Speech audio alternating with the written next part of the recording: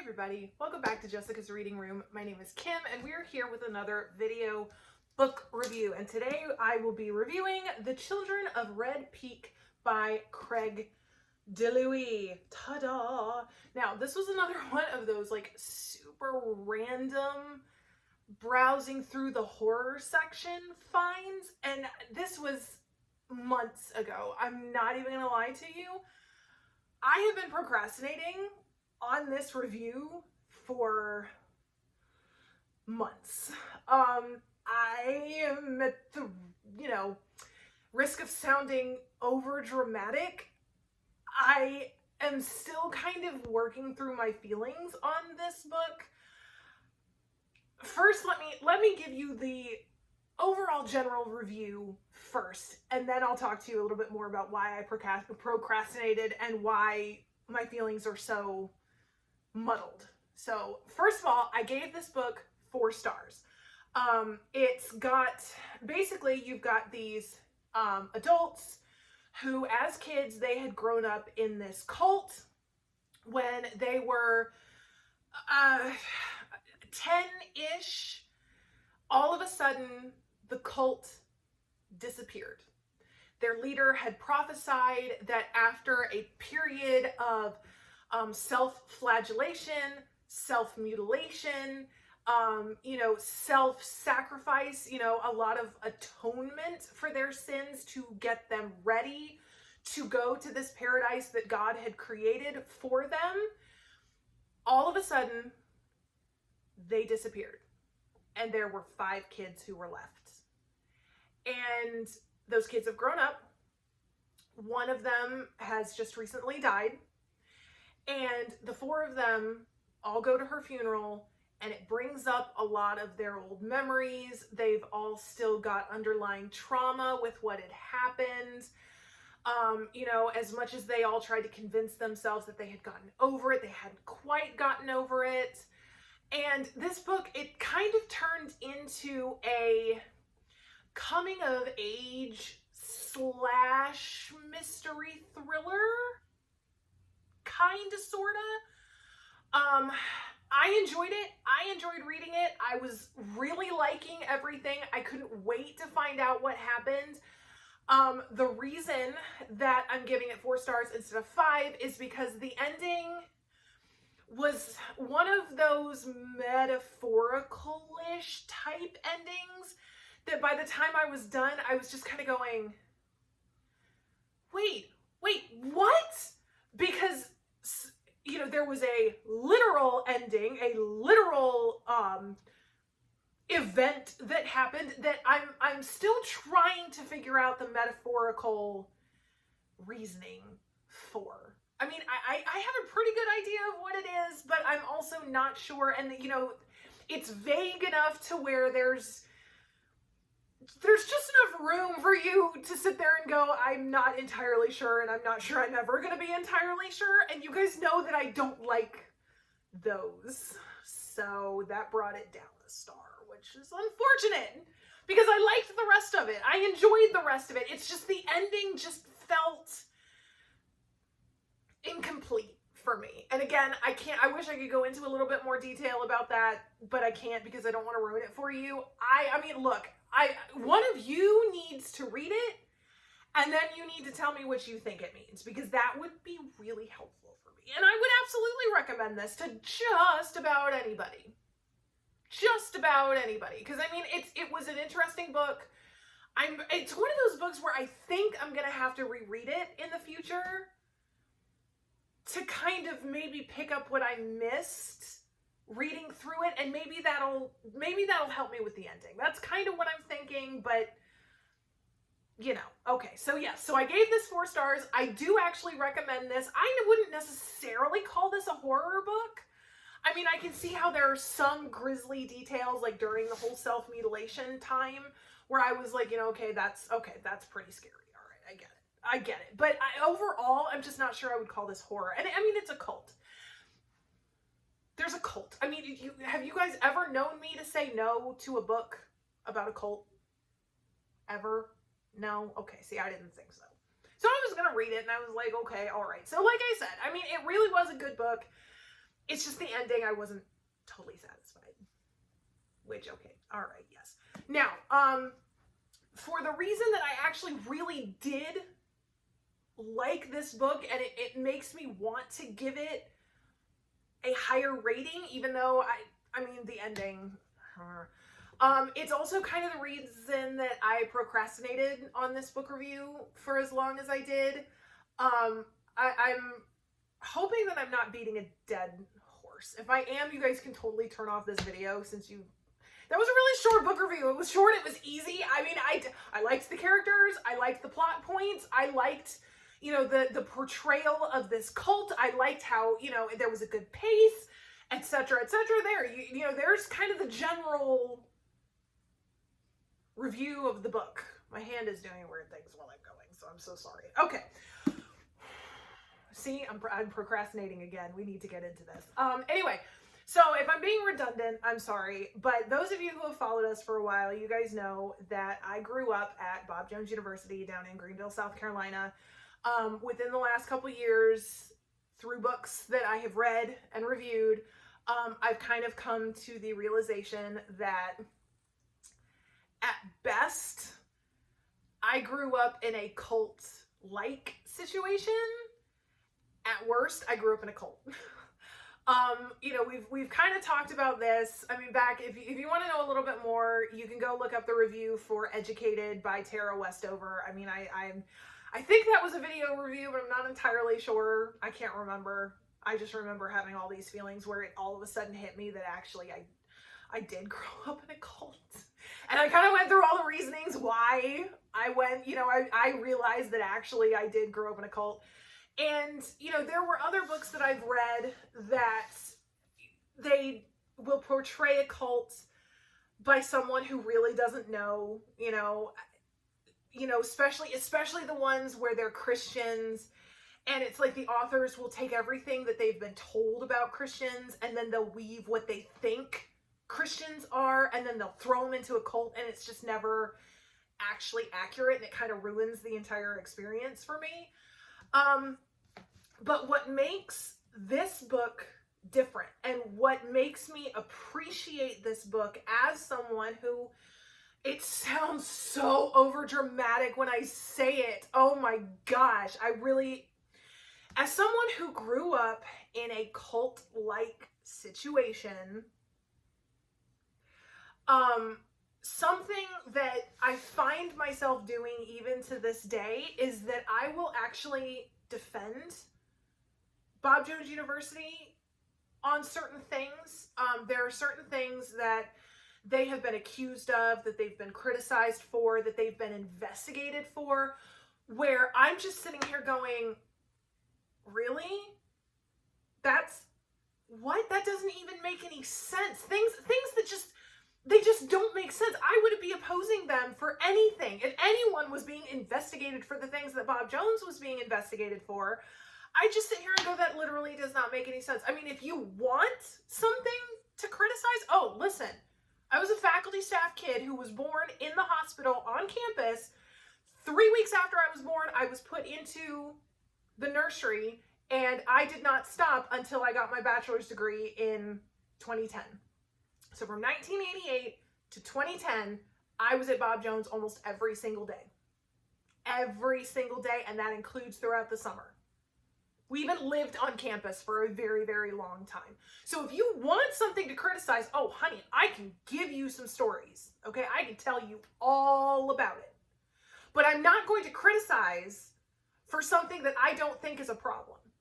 And I will defend if what you're criticizing them for doesn't make any sense. If it's not fair, it's not fair. And I will actually defend Bob Jones in spite of all their flaws if what you're accusing them of is not true. And I also will say, I mean, I've said this before, anytime, I talk to my parents about it, anytime I give, I describe my childhood to Ivan, I will always make sure that I put in the caveat, they may have had flaws. Bob Jones may have some major flaws, but it doesn't change the fact that I got an amazing education. My parents both worked full-time at Bob Jones University, and I have zero school debt from early childcare, preschool, all the way up through my bachelor's degree, I have zero school debt. And, you know, I everything about my education was amazing. I had amazing teachers. The faculty, you know, the history faculty at the university, they were brilliant. I love them to this day. And depending on who I'm talking to, there are some who have, you know, some very strong feelings about Bob Jones, who can't believe that I'm saying anything good about Bob Jones. I can't believe you're defending it. I can't believe that you're actually saying all these good things about Bob Jones. Well, if they were good things, they were good things. And that's what this book actually focused on. And I loved it. In this book, when they're talking about the cult leader, see, we were going to get back to it. I'm sorry, okay? We were going to get back to the book. I promise you it's connected. But when we're talking about the leader of this cult, nobody, these kids who survived, these kids who have had to go to therapy throughout, you know, from the time that they were found after the cult disappeared all the way up through until their present adult lives, they've had to go through therapy. They've had, you know, this trauma that they've had to overcome. You know, they've all got these, you know, feelings, whether it's called survivor's guilt, whether it's called deprogramming, whatever it is, they all have these lasting effects of living in this cult. And yet, anytime they talk about remembering this cult, remembering living there, all their memories are good. It started out as like this communal farm where everyone who has similar religious beliefs are all living there. They're trying to be apart from the world. They grow their own food. You know, only a few people will go into, you know, the local town to the grocery store, you know, maybe once a month to get the things that they can't get themselves. They can't grow or make themselves. You know, the kids, sure, you know, they were homeschooled or schooled within this communal farm, and, you know, they would do school in the morning, they'd work in the farm in the afternoon for a couple hours, and then they'd have all this free time where they could just run free and play and explore and all this. And, you know, then even when their leader started to get a little more extreme in his religious views, and they moved from the farm to this Red Peak, you know, things were still, you know, they were still good, but the more extreme he got, the more extreme the tasks he would give them. You know, obviously they were starting to feel a little about it, but they never criticized the cult leader. Every time they talked about him, it was always with an air of respect or admiration. And it was because whoever this man was, whether they knew who his true identity was, whether they believed in what he was saying, whether they believed that his prophecies were coming true or whatever, everything he required of them, he required of himself. You know, when they were building this staircase from the bottom of Red Peak to the top of Red Peak, and, you know, they were working around the clock to where you'd have these crazy work shifts where you're working for hours in the hot sun, and you don't get tons of food because they're not, you know, food's not being grown because everyone's focusing on this staircase. And, you know, no one gets much sleep, and everyone's exhausted, and they're getting thin, and they're getting irritable, and all that, and it's just all sounding so torturous. But then while everyone else stops at dark to go and get something little to eat before they fall into bed, and then they're going to have to get up early the next morning and start all over again, while they're walking away, the leader is out still working. And when the self-mutilation, the self-atonement all starts, and, you know, if your eye offends you, pluck it out. If your left hand offends you, cut it off. You know, taking that very literally, which listen, I do not agree with. That's the kind of metaphorical that I get. Okay, it's not that. But, you know, saying that whatever your sin is, you need to cut it out. And, you know, you have people who are voluntarily cutting off their fingers, cutting off their hands, cutting off their feet, etc., etc., whatever is, the offensive part. People are willingly doing these things, but then you look over at the leader and he's already chopped off his hand. He's already taken off whatever his offending appendage is. And for once, there's a religious leader, an extremist religious leader of a cult who is actually being portrayed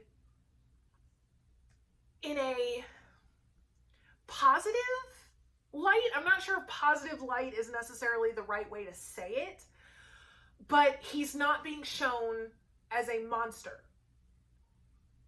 There's, this religious person, whether you agree with him or not, who is holding himself to the exact same standards he's holding his followers, who's actually working harder than his followers, who is actually, leading by example, who everything that he is doing, he's doing it because he genuinely believes that he is helping these people who have decided to put their trust in him. And so anytime these now adults who are, they're remembering him, they're remembering their time in this cult, it's always with fondness. It's always with, well, I kind of wish we could go back to that. We had some really good times, and it just, I know it's fictional, and I know this really is not going to mean anything to anyone else. I guarantee you that you all, if you pick up this book, you'll have a completely different experience, and I acknowledge that. It's just for me.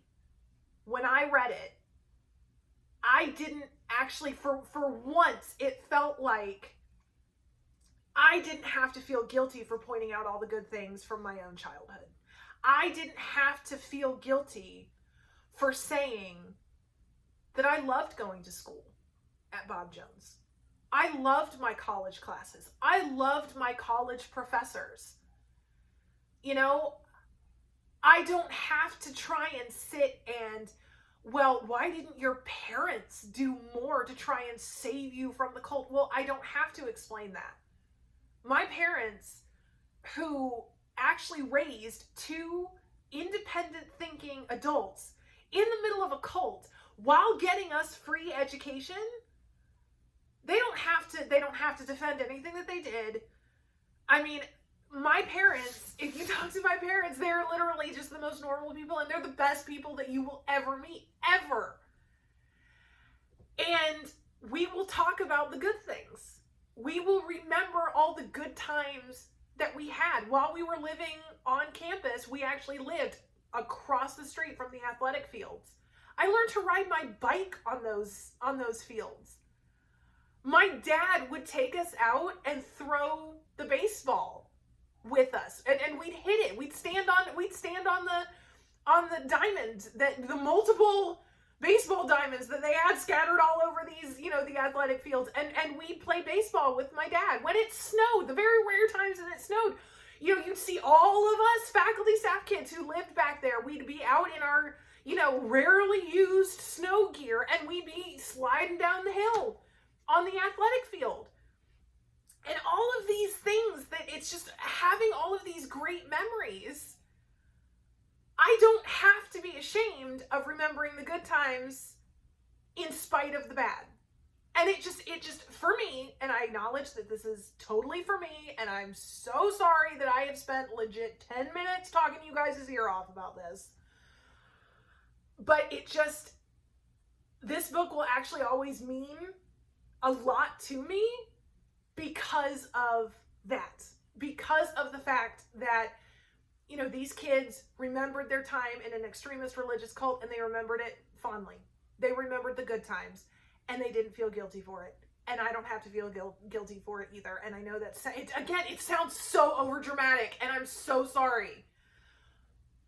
But there you go. And like I said, I really wish that I could give this 5 stars, because I totally would. It's just that ending, the metaphors. If you're going to give me metaphors, they have to be metaphors that I get, okay? And I didn't get this one, and I tried. Okay, all right. Okay, all right. Thank you so much for watching this review. It wasn't so hard, was it? Yay! Okay. Thank you so much for watching. I would love to hear what you thought down in the comments. If you have read this book and you get the metaphorical ending, I would love to hear it. Make sure you contact me and we'll talk. Okay, awesome. If you have any book suggestions that you think I would love, cults, mental hospitals, haunted houses, you put it down.